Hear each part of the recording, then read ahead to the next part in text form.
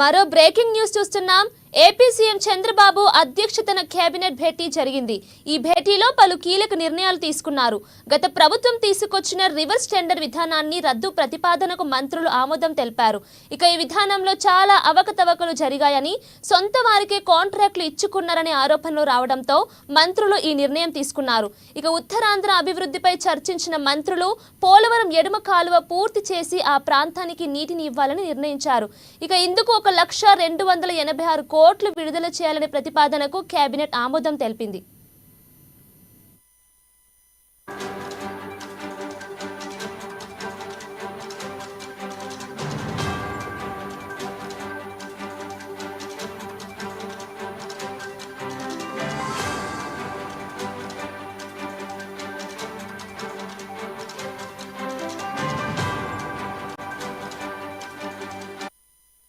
అలాగే రాష్ట్ర ఎక్సైజ్ శాఖను ప్రక్షాళన చేపట్టాలని నిర్ణయించారు.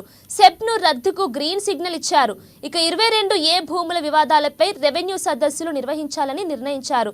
ఇక వివాదాస్పద భూముల రిజిస్ట్రేషన్ల రద్దుకు మంత్రులు పచ్చజెండా ఊపారు.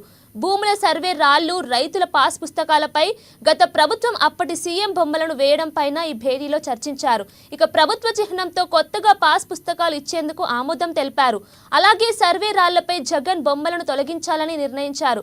ఇక రాష్ట్రంలో కొత్తగా 2,774 కొత్త రేషన్ షాపులు ఏర్పాటు చేయాలని, వాటిల్లో ఈపీఓఎస్ మిషన్లు అందుబాటులో ఉంచాలని, ఇందుకు 11.50 కోట్లు విడుదల చేయాలని నిర్ణయించారు. గత ప్రభుత్వ నిర్లక్ష్యం వల్ల ప్రాజెక్టులో దెబ్బతిన్న నిర్మాణ రిపేర్కు నిధులు విడుదల చేసేందుకు మంత్రులు ఆమోదం తెలిపారు.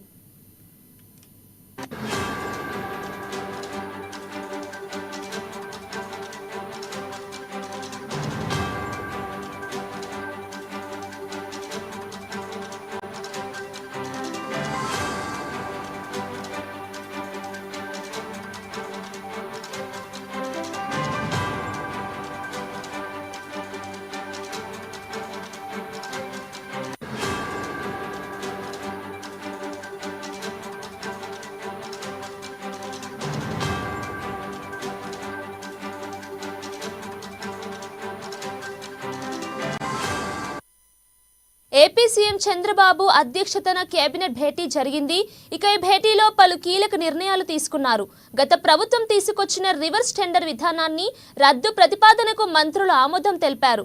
ఇక ఈ విధానంలో చాలా అవకతవకలు జరిగాయని, సొంత వారికే కాంట్రాక్టులు ఇచ్చుకున్నారనే ఆరోపణలు రావడంతో మంత్రులు ఈ నిర్ణయం తీసుకున్నారు. ఇక ఉత్తరాంధ్ర అభివృద్ధిపై చర్చించిన మంత్రులు పోలవరం ఎడమ కాలువ పూర్తి చేసి ఆ ప్రాంతానికి నీటిని ఇవ్వాలని నిర్ణయించారు. ఇక ఇందుకు 1,286 కోట్లు విడుదల చేయాలనే ప్రతిపాదనకు కేబినెట్ ఆమోదం తెలిపింది.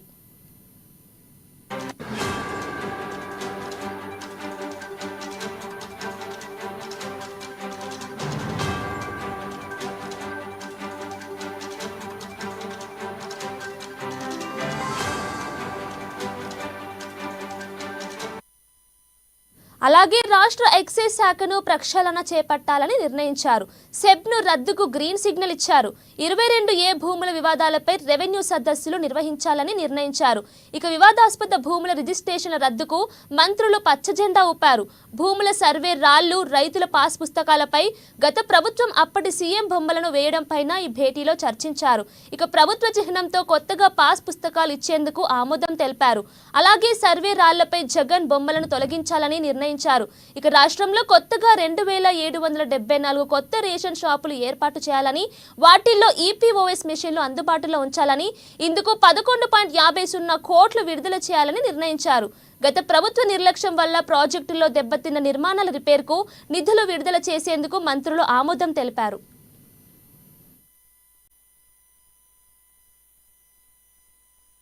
సెబ్ ఏర్పాటు చేయబడిన ఆబ్జెక్టివ్స్ ఏదైతే ఉన్నాయో అవి ఏవైనా సాధించగలిగారా అంటే, ఈ సెబ్ ఉన్న తర్వాత కూడా పూర్తిగా నాన్ NDPL కానివ్వండి, నాన్ డ్యూటీ పెయిడ్ లిక్కర్ కానివ్వండి, ఇల్లిసిట్ లిక్కర్ కానివ్వండి, గంజాయి వినియోగం కానివ్వండి, ఇవన్నీ కూడా విపరీతంగా పెరిగిపోయినాయి అని చెప్పేసి ప్రభుత్వం యొక్క స్టాటిస్టిక్సే చాలా స్పష్టంగా తెలియజేస్తా ఉంది. అంటే సెబ్ ఎందుకోసమైతే ఏర్పాటు చేయబడిందో అది పూర్తిగా వైఫల్యం చెందిందని చెప్పేసి కూడా నేను ఈ సందర్భంగా తెలియజేస్తా ఉన్నాను. అంతేకాకుండా ఈ సెబ్ ని వాళ్ళకి కావాల్సిన విధంగా వాళ్ళ ఆలోచనకు అనుగుణంగా పని చేయటానికే సెబ్ ను వాడుకున్నారు తప్పితే రాష్ట్ర ఆదాయాన్ని పెంచడానికి కానివ్వండి, అయితే మద్యం సేవించే వాళ్ళ హక్కుల్ని కాపాడు కోసం కానివ్వండి, ఏ విధంగానూ పని చేయలేదని చెప్పేసి కూడా మరి వాస్తవాలను పరిశీలిస్తే అర్థమవుతుందని చెప్పేసి మనం చేస్తాను.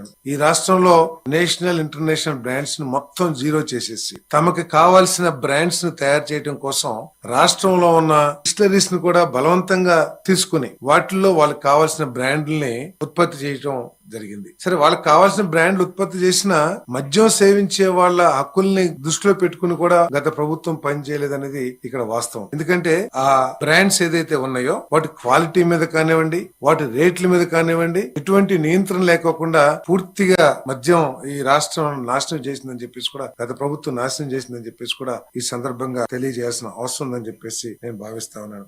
ఇంతకు ముందు ఏదైతే 2014, 19 అంతకు ముందు కూడా రెండు అనాదిగా ఏదైతే ఈ రాష్ట్రం అమల్లో ఉందో ఆ స్ట్రక్చర్ ని మళ్ళీ పునరుద్ధరించాలని, దాన్ని మెరుగుపరుస్తానికి ఈ ఇలిసిట్ లిక్కర్ ఏదైతే గత ప్రభుత్వంలో జరిగిన అవకతవకలు ఉన్నాయో అటువంటి జరగకోకుండా చెక్స్ అండ్ బ్యాలెన్సెస్ కూడా పెట్టే విధంగా ఈ ఎక్సైజ్ స్ట్రక్చర్ ని, డిపార్ట్మెంట్ స్ట్రక్చర్ ని చేయాలని చెప్పేసి ప్రభుత్వం నిర్ణయం తీసుకుందని చెప్పేసి నేను చేస్తా ఉన్నాను. అదే విధంగా ఫ్రీ ల్యాండ్స్ ఏదైతే అసైన్మెంట్ ల్యాండ్స్ అయి ఉన్నాయో సుమారు 36 లక్షల ఎకరాలు ఈ రాష్ట్రంలో అసైన్మెంట్ ల్యాండ్స్ అవన్నీ ఉన్నాయని చెప్పేసి, దాంట్లో ఇప్పటికే గతంలో వచ్చిన వార్తలు కానివ్వండి, లేకపోతే ఇటీవల కొంతమంది రాజకీయ నాయకుల ప్రమేయంతో ఏదైతే ఫైల్స్ దగ్ధం చేసే కార్యక్రమం జరుగుతా ఉందో, సో వాటన్నిటిని దృష్టిలో పెట్టుకుని ప్రభుత్వం దీని మీద ఈ విషయాన్ని తీవ్రంగా తీసుకుని ఈ free lands, free hold lands ఏదైతే ఉన్నాయో వాటి మీద కొంత విచారణ చేసిందని చెప్పేసి కూడా మనం చేస్తాం. ఇప్పటికి దాదాపు 29 లక్షల ఎకరాలకు సంబంధించిన పూర్తి డీటెయిల్స్ మరి పరిశీలించడం జరిగింది. దాంట్లో